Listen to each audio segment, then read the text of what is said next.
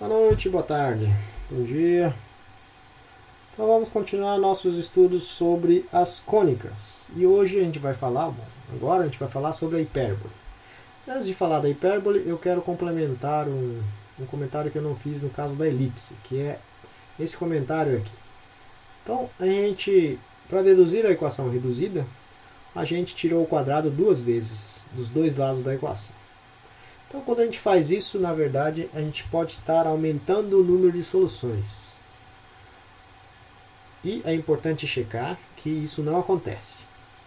Então, um exemplo simples onde isso acontece é essa equação simples aqui. Então, se a gente pegar essa equação aqui, raiz de x ao quadrado igual a menos 1, esse negócio aqui não tem solução, porque o lado esquerdo é positivo e o lado direito é negativo, então não tem solução. Mas se a gente tirar o quadrado dos dois lados, eu vou obter x ao quadrado é igual a 1. E aqui vocês sabem que tem duas soluções. Então isso aqui não tem solução, mas o quadrado, tiro o quadrado dos dois lados, eu vou ter uma equação que tem soluções. Então esse é um exemplo simples onde isso acontece. Então lá na elipse, quando a gente está tirando o quadrado, a gente precisaria checar essa questão aqui. Então não vou fazer isso, mas é possível mostrar que não tem problema e a equação reduzida descreve todos os pontos da elipse. Beleza, voltando à hipérbole. Então como é que a gente define a hipérbole? Então, começamos novamente com os focos, definimos dois pontinhos, F1 e F2, ponho aqui num eixo.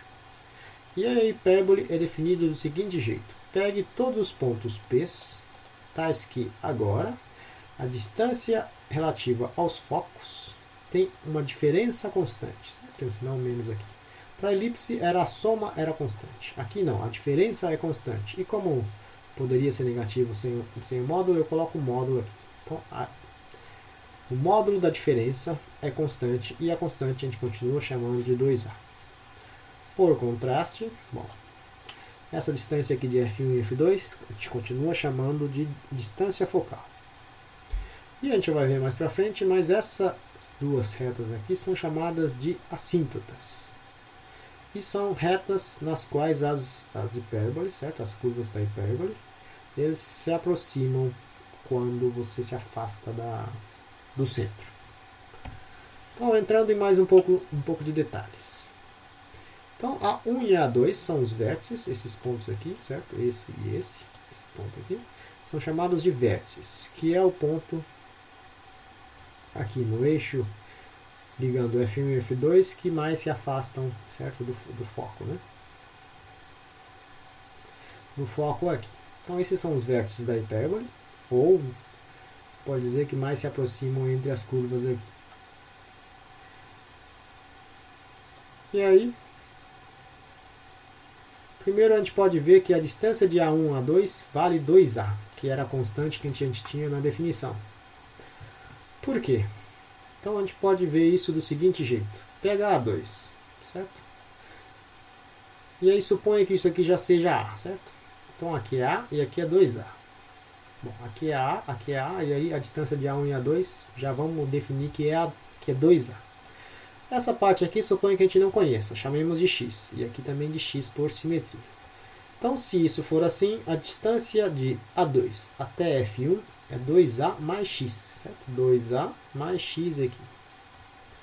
Beleza. E a distância ao foco 2, D2, é X, certo? Bom, qual que é a diferença? Eu pego o maior menos o menor, certo? 2A mais X menos X vai dar 2A, que é o que a gente queria, independente de quanto vale X. Certo? Então, portanto, essa parametrização, chamar isso aqui de A, está certo. Então isso aqui vale A, isso aqui vale A. E aí a distância ao foco, a gente pode definir a distância entre os dois focos de 2C, certo? Então a distância do centro aos focos é C. E se a gente definir isso assim, esse X que a gente chamou antes é C menos A. Então tem A e tem C. E com esse C agora, essa medida, a gente pode definir esses pontos B1 e B2 do seguinte jeito. Pega essa distância e eu puxo essa distância aqui dos vértices até ele cruzar o eixo ortogonal ao eixo que contém os focos, certo? A reta que contém os focos. Esses pontos são B1 e B2. Então essa distância aqui é C, que é igual a essa distância aqui. E aqui também é C, aqui também é C e aqui também é C. E aí, definido o C, a gente pode definir esse B aqui como sendo a distância de B1 ou B2 aqui ao centro. Então, de novo, a gente define medidas A, B e C. Só que comparado com a elipse, o papel de A e o papel de C está invertido. Então, usando Pitágoras novamente, C igual a A ao quadrado mais B ao quadrado. Beleza, tudo isso aqui foi definido. Falta ainda descobrir ou checar que a assíntota realmente segue essa inclinação aqui. Do jeito que a gente definiu aqui, essa assíntota aqui, ele segue o quê? Bom, tem uma inclinação aqui que passa por esse retângulo aqui, AB. Né? Então, olhando o caso padrão. Né? Então, se a gente colocar o centro na origem, como a gente fez para a elipse, aí com as medidas que a gente definiu, a gente pode definir as coordenadas dos pontos. Então, A1, por exemplo, é o quê? A distância aqui a gente chamou de A, né? Porque essa distância aqui é A. Portanto, essa coordenada aqui é menos A e 0, usando esses eixos aqui. Certo? Esse aqui é o eixo X e esse aqui é o eixo Y. Então, analogamente, A2 tem essas coordenadas. F1 é menos C, 0, porque essa distância aqui é C. F2 é assim, B1 vai para cima, certo? Essa distância é B, e aqui a distância é B também. E dá para ver nessas coordenadas aqui que as assíntotas vão ter, passam pela origem, né? E vão ter vetores diretores que são dadas por AB, certo? Esse aqui é um vetor diretor dessa reta aqui. E para essa reta aqui, o vetor diretor pode ser A menos B, certo? A menos B. Então, é esse vetor diretor aqui. Então, isso aqui é para essa reta e esse aqui é para essa reta aqui. Falta ainda confirmar isso.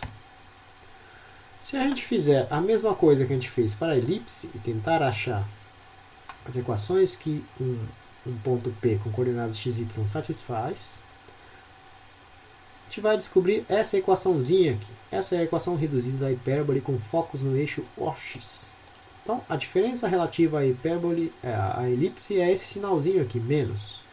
Então, esse sinalzinho aqui faz toda a diferença. Em vez de ser uma curva fechada, é essa curva aqui aberta. Certo? E quando eu digo aqui que os focos ficam no eixo OX, é porque você podia definir diferente. Você podia colocar os focos aqui no eixo Y. Se você fizer isso, a hipérbole vai estar para cima. Vai estar um aqui e o outro aqui. Outra curva aqui. Então você podia definir assim também.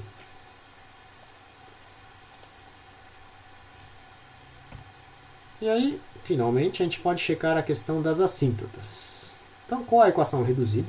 Então, se vocês checarem que essa é a mesma equação reduzida da hipérbole, a gente pode ver que as assíntotas realmente são as retas em que as hipérboles se aproximam. Então, a gente pode pegar só um quadrante. Então, vamos pegar o primeiro quadrante aqui, x maior que 0, y maior que 0. E aí, nesse caso, a gente pode escrever a função da hipérbole do seguinte jeito. Então, essa curva aqui tem a seguinte função, porque basta isolar y aqui e assumir que x é positivo e y é positivo. Se a gente fizer isso aqui, eu puxo o 1 para cá, então fica x ao quadrado menos 1. E do outro lado fica y ao quadrado dividido por b ao quadrado. Pego os dois lados e multiplico por b ao quadrado dos dois lados. Então eu vou ter y ao quadrado é igual a b ao quadrado sobre a ao quadrado, x ao quadrado, menos b ao quadrado. Então isso é o que eu tenho aqui. B ao quadrado, x ao quadrado, a ao quadrado, menos b ao quadrado. E aí eu tiro a raiz. E y é positivo, portanto aqui é mais. Se eu tirar b sobre a em evidência, eu vou ter essa equação aqui. Essa função aqui. Então essa é a função da hipérbole lá no primeiro quadrante. Para a assíntota, o que acontece? A gente já tinha visto que a reta passa pela origem, certo? Então aqui não tem nenhum coeficiente. E o coeficiente angular é tal que quando x vale A, y tem que valer B. Portanto, esta é a minha equação da assíntota lá no primeiro quadrante. E dá para ver também que se eu pegar a diferença, se eu comparar essa função reta aqui, então essa é a função para essa reta aqui. E essa função aqui é a função para essa curva aqui em cima, no primeiro quadrante. Se a gente pegar e comparar isso aqui com isso aqui, a gente consegue ver que a equação, o valor de y para a assíntota é sempre maior que o valor de y para a hipérbole, porque isso aqui, para x positivo, certo? Se a fosse zero, seria x, certo? Módulo de x. Só que eu subtraio alguma coisa, então esse negócio vai ser menor que isso aqui. Então sempre y da assíntota vai ser maior que o y da hipérbole, que é o que está acontecendo aqui no desenho. Então isso aqui sempre fica acima, isso aqui sempre fica acima, sempre fica acima. E aí o que acontece se a gente tomar o limite de x tendendo a infinito?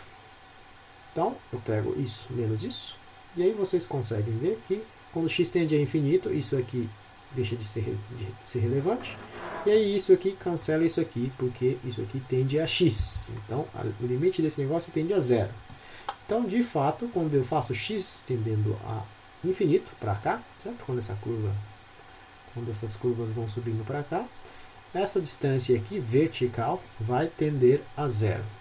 Então, por isso que a gente chama essas retas de assíntotas, e de fato bate com os vértices aqui desse retângulo aqui, onde esse tamanho é A e esse tamanho é B, e tem a ver com esses números que aparecem na equação reduzida, e tem a ver com os números que a gente definiu antes, que são esses números aqui.